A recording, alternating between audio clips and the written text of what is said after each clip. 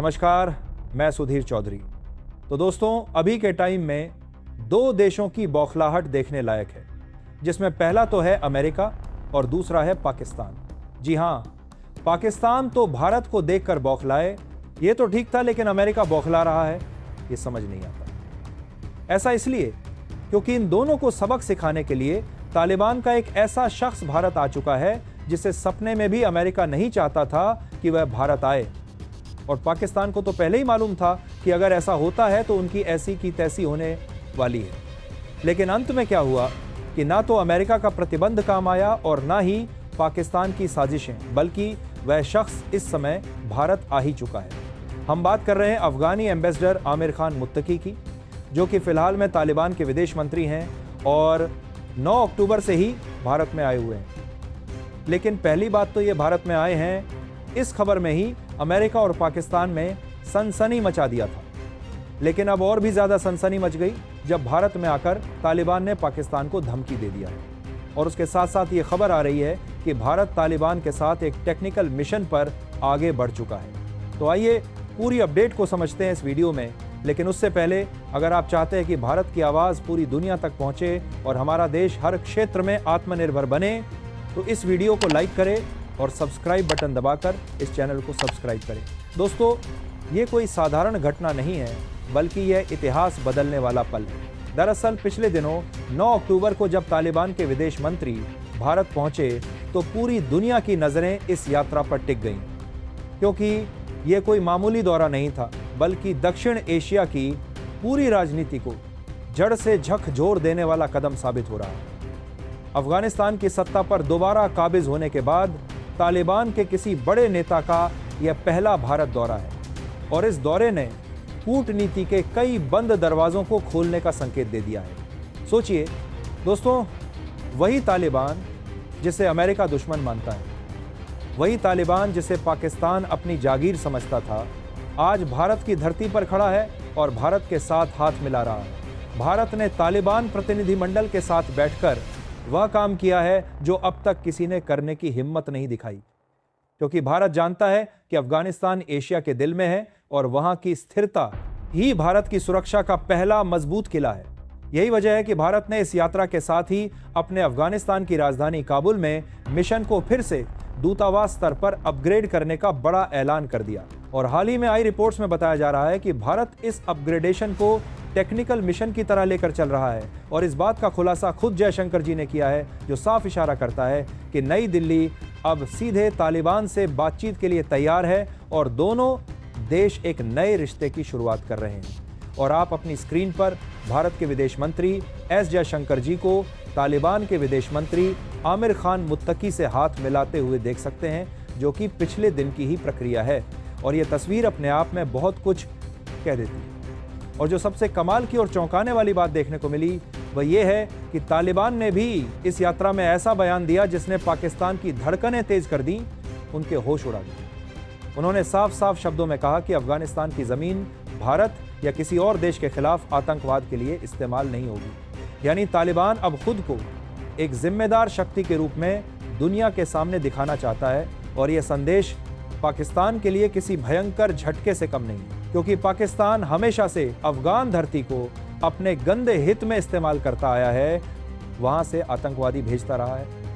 यहां तक कि खबरें तो बता रही हैं कि अफगान के फॉरेन मिनिस्टर ने भारत की पवित्र धरती पर खड़े रहकर पाकिस्तान को सीधी वार्निंग भी दी है, धमकी भी दी है। लेकिन सवाल ये उठता है कि भारत के हित में कौन सी बड़ी डेवलपमेंट सामने आई है जो इतनी महत्वपूर्ण है। तो देखिए, पहली बात तो यह है कि बैठक में तालिबान ने भारत से विनम्र अनुरोध किया कि अटारी वाघा बॉर्डर को अफगान व्यापार के लिए खोला जाए, ताकि अफगानिस्तान के व्यापारी फिर से भारतीय बाजारों से जुड़ सकें और दोनों देशों के बीच व्यापार फिर से शुरू हो। सोचिए ज़रा, कभी जो तालिबान भारत के खिलाफ पाकिस्तान की भाषा बोलता था, आज वही तालिबान भारत के दरवाजे पर विनम्रता से खड़ा होकर व्यापारिक रिश्ते को नेक्स्ट लेवल पर ले जाने की बात कर रहा है।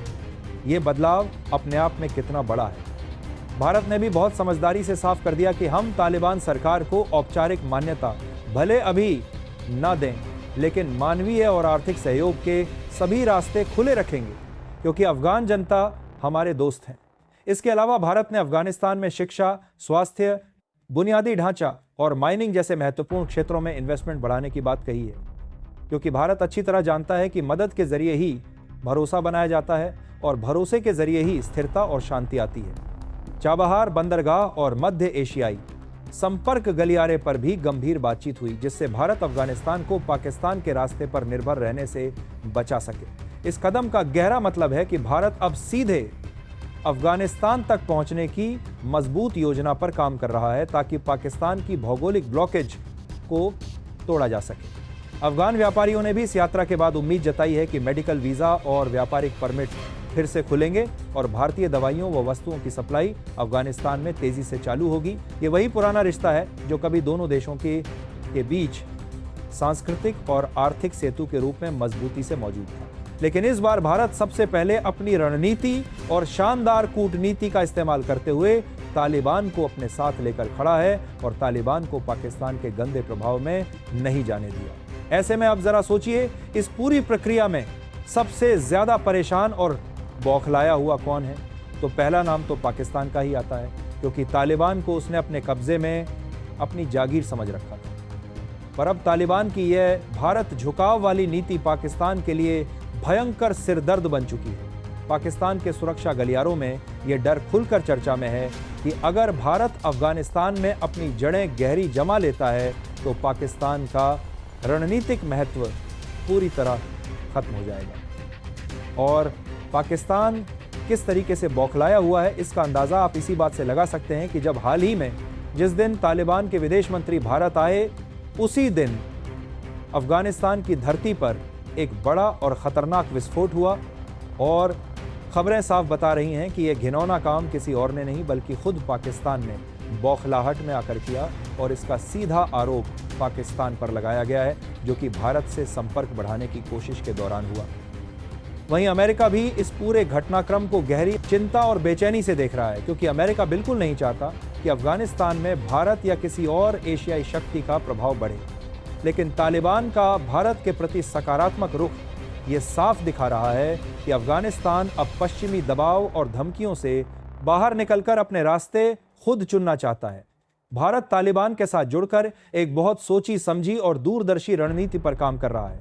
एक तरफ हम मानवीय सहायता के बहाने अफगानिस्तान में सॉफ्ट पावर बढ़ा रहे हैं, तो दूसरी तरफ पाकिस्तान की मोनोपोली को खत्म करने की दिशा में भी मजबूत कदम बढ़ाया जा रहा है, क्योंकि भारत समझ चुका है कि अफगानिस्तान को दूर रखकर दक्षिण एशिया में स्थिरता और शांति की बात नहीं की जा सकती। तालिबान की यह यात्रा केवल राजनयिक नहीं बल्कि बेहद प्रतीकात्मक भी है, जो ये दिखाती है कि तालिबान अब खुद को सिर्फ धार्मिक शासन नहीं बल्कि एक जिम्मेदार राज्य के रूप में पेश करना चाहता है, जो दुनिया से संवाद और बातचीत के लिए तैयार है, और भारत को इस बदलाव की कड़ी सबसे पहले पकड़ने में शानदार सफलता मिल रही है। इस बीच पाकिस्तान में बौखलाहट इतनी बढ़ गई है कि वहां के मीडिया चैनल्स लगातार परेशान होकर सवाल उठा रहे हैं कि आखिर तालिबान को भारत जाने की जरूरत क्या थी, जबकि तालिबान ने इस सवाल का जवाब बहुत सटीकता और साफगोई से दिया कि भारत अफगान जनता की मदद करने वाला सच्चा दोस्त देश है, ना कि किसी का दुश्मन। यह बयान पाकिस्तान की गंदी नीतियों पर सीधा और जोरदार तमाचा था।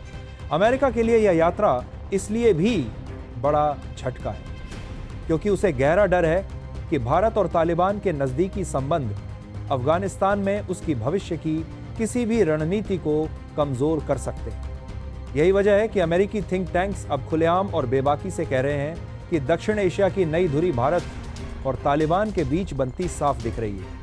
अमेरिका किस तरीके से बौखलाया हुआ है, उसका सबूत न्यूयॉर्क टाइम्स द्वारा छापी गई रिपोर्ट है, जिसमें साफ कहा गया था कि Taliban ties with India while accusing Pakistan of bombing of Afghanistan. कुल मिलाकर तालिबान विदेश मंत्री की भारत यात्रा ने एशियाई राजनीति की पूरी दिशा ही बदल दी। एक तरफ भारत अपनी शानदार कूटनीतिक चालों से दक्षिण एशिया के नए समीकरण बना रहा है, तो दूसरी तरफ पाकिस्तान और अमेरिका इस तेजी से बदलते परिदृश्य को देखकर बेहद असहज और परेशान महसूस कर रहे हैं। फिलहाल इस समय अभी भी $890 मिलियन का व्यापार भारत और अफगानिस्तान के बीच प्रतिवर्ष के हिसाब से हो रहा है, और अब 4 साल बाद जब फिर से भारत की एम्बेसी अफगानिस्तान में रीओपन हो रही है, तो पूरा माहौल बदलने वाला है, नया अध्याय शुरू होने वाला है। तो दोस्तों, अब सवाल यही है कि क्या ये भारत अफगान रिश्ते भविष्य में दक्षिण एशिया की स्थिरता का नया अध्याय लिखेंगे या फिर यह रिश्ते किसी और भू राजनीतिक टकराव का आगाज करेंगे? अपनी राय कमेंट में जरूर बताएं। दोस्तों, ये थी आज की पूरी अपडेट जो काफी रिसर्च और मेहनत के बाद आपके सामने रखा गया है। और दोस्तों, जाते जाते एक छोटी सी हेल्प कर दीजिए, इस वीडियो को एक लाइक करके अपने दोस्तों तक शेयर करके हमारी मेहनत को सपोर्ट कर दीजिए। धन्यवाद।